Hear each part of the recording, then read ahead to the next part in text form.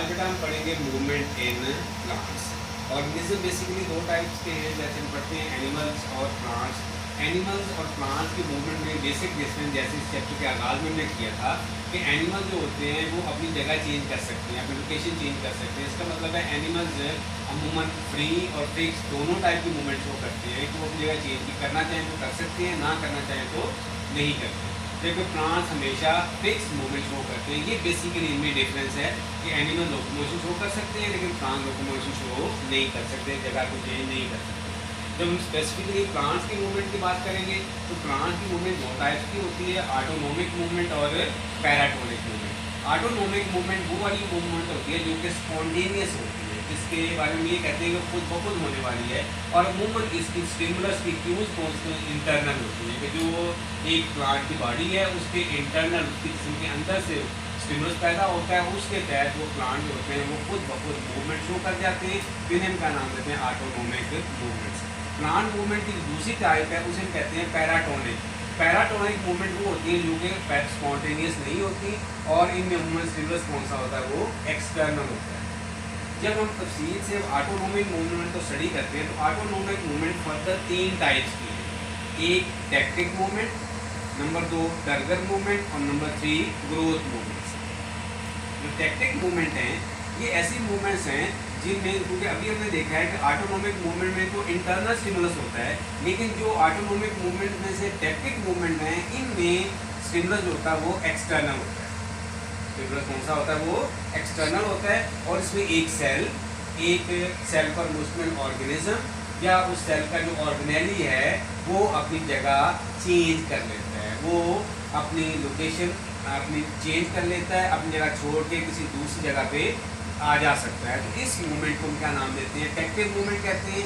अगर वो cell toward stimulus जा रहा है, मूव कर रहा है स्टिमुलस की तरफ, तो उसे हम कहते हैं पॉजिटिव टैक्टिक मूवमेंट। और अगर वो अवे फ्रॉम स्टिमुलस जाएगा, स्टिमुलस से दूर जाएगा, तो हम इसको नेगेटिव टैक्टिक मूवमेंट कहेंगे। Tactic movement is further 2 types. इसको मजीद हम 2 टाइप में डिवाइड करते हैं। नंबर एक जो कौन से हैं वो हैं फोटोटैक्टिक मूवमेंट और नंबर 2 है कीमोटैक्टिक मूवमेंट। फोटोटैक्टिक, इसमें वर्ड किसका आ गया है? फोटो का। तो फोटो का लफ्ज़ी मतलब क्या है बेटा? लाइट। इसका मतलब है इसमें स्टिमुलस कौन सी होगी? लाइट की स्टिमुलस होगी। और अगर एक ऑर्गेनिज्म या सेल टुवर्ड लाइट इस तरह से मूव कर जाएगा तो उसे कहेंगे पॉजिटिव फोटोटैक्टिक मूवमेंट। और अगर वो लाइट के सोर्स से अवे मूव करेगा तो उसको नेगेटिव फोटोटैक्टिक मूवमेंट कहेंगे। जब इसके एग्जाम्पल की बात करते हैं तो इसके एग्जाम्पल कौन शो करता है? एक क्लोरोप्लास्ट, एक ऑर्गेनेली शो कर रहा है। क्लोरोप्लास्ट का बेसिक फंक्शन क्या है? इसने लाइट को एब्जॉर्ब करके फोटोसिंथेटिक प्रोसेस के जरिए फूड प्रिपेयर करनी होती है। इसलिए जैसे सूरज की रोशनी नमूदार होती है तो सेल के साइटोप्लाज्म के अंदर साइक्लोसिस की वजह से जो क्लोरोप्लास्ट है वो मूव करना शुरू कर देता है। जैसे जैसे सूरज की लोकेशन चेंज होती है, सूरज का एंगल चेंज होता है, साथ साथ ये क्लोरोप्लास्ट में मूव होते रहते हैं ताकि मैक्सिमम लाइट को एब्जॉर्ब करके मैक्सिमम फूड प्रिपेयर कर सकें। तो एक सेल के साइटोप्लाज्म में साइक्लोसिस की वजह से जो क्लोरोप्लास्ट की मूवमेंट है ये किसकी एग्जाम्पल है? पॉजिटिव फोटोटैक्टिक, क्योंकि लाइट के स्टिमुलस की तरफ मूवमेंट हो रही है।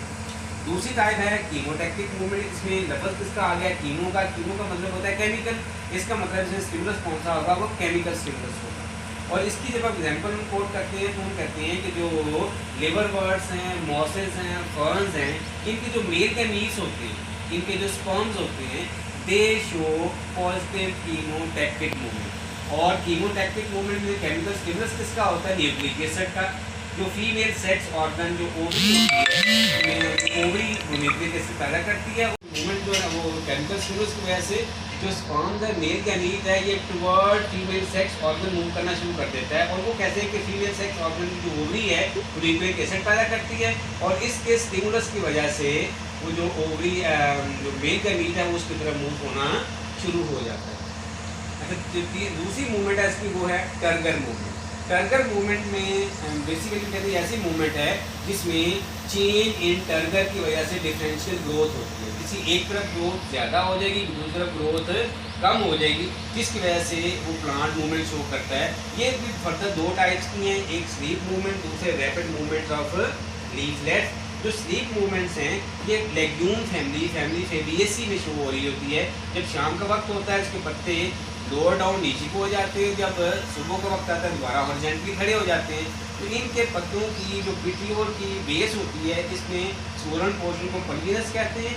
पल्विनस के अंदर पेरेन्काइमा सेल्स होते हैं। जब शाम के वक्त आता है तो पेरेन्काइमा सेल से पानी बाहर निकल के जाइलम में चला जाता है और यहाँ से स्पोर्ट खत्म होने की वजह से पत्ता नीचे को लोअर डाउन हो जाता है। तो जब सुबह का वक्त आता है तो इनमें वापस पानी आ जाता है, फिर से दोबारा से ये खड़ा हो जाता है, हॉरिजॉन्टल पोजीशन में आ जाता है। इसे हम कहते हैं स्लीप मूवमेंट। दूसरी टाइप के मूवमेंट जो है वो रैपिड मूवमेंट्स ऑफ लीफलेट्स कहते हैं इसको। अब rapid movement of leaflets show कौन कर रहा होता है? माइमोजा फ्रूटिका का प्लांट शो करता है। इसका जो कंपाउंड लीफ होता है, जब इसको हम छूते हैं तो इसका कंपाउंड लीफ जो है वो उसकी पत्तियां बंद हो जाती हैं और जब 10 से 12 मिनट गुजर जाते हैं तो दोबारा से ओपन हो जाती हैं। इसकी रीज़न ये बयान की गई है, जब इसको छूते हैं तो इसके पल्विनस में से पेरेन्काइमा सेल में से पोटाशियम के आयंस बाहर निकलते हैं। जब पोटाशियम के आयंस बाहर निकलते हैं तो उसके पीछे पानी बाहर चला जाता है, फ्लैसिड होके टर्गर प्रेशर ड्रॉप हो जाता है, जिसकी वजह से पत्तियां बंद हो जाती हैं। और जब 10 मिनट का टाइम गुजर जाता है तो पहले पोटाशियम के आयन दाखिल होते हैं, फिर दोबारा से पानी दाखिल होता है, फिर से पत्तियां दोबारा खुल जाती हैं। इन्हें क्या कहते हैं? Rapid movements of leaflets. तीसरी जो ग्रोथ के हम इसकी ऑटोनोमिक मूवमेंट की टाइप करते हैं वो है ग्रोथ मूवमेंट। ये इसमें डिफरेंशियल ग्रोथ होती है कि एक सरफेस पे ग्रोथ तेज हो रही है, दूसरी सरफेस पे ग्रोथ कम हो रही है, और ये परमानेंट ग्रोथ है, जिस वजह से हमेशा ज़्यादा से कम ग्रोथ की तरफ बेंडिंग हो जाती है। इसकी फर्दर 3 टाइप्स हैं, एपिनास्टी, हाइपोनास्टी और न्यूटेशन। एपिनास्टी में अपर सरफेस पे ग्रोथ तेज हो जाती है, नीचे सरफेस पे ग्रोथ कम हो जाती है। इसलिए वो पत्तियां जिन पे अपर सरफेस पे ग्रोथ तेज नीचे कम हो रही है वो बाहरी तरफ बेंड कर जाती हैं। जैसे अगर फूल है, बड है, तो बड ओपन हो जाती है, फूल खिल जाता है। हाइपोनास्टी जो है निचली सरफेस पे ग्रोथ तेज हो रही होती है, ऊपर वाली सरफेस पे ग्रोथ कम है, जिस वजह से अंदर की तरफ इनके कम की तरफ बेंडिंग हो जाती है। और जो बड है वो बड़े साइज की तो हो जाती है, लेकिन अभी तक फूल खिलता नहीं है। इनके बड कंडीशन में जो मूवमेंट हो रही है वो हाइपोनास्टी हो रही है।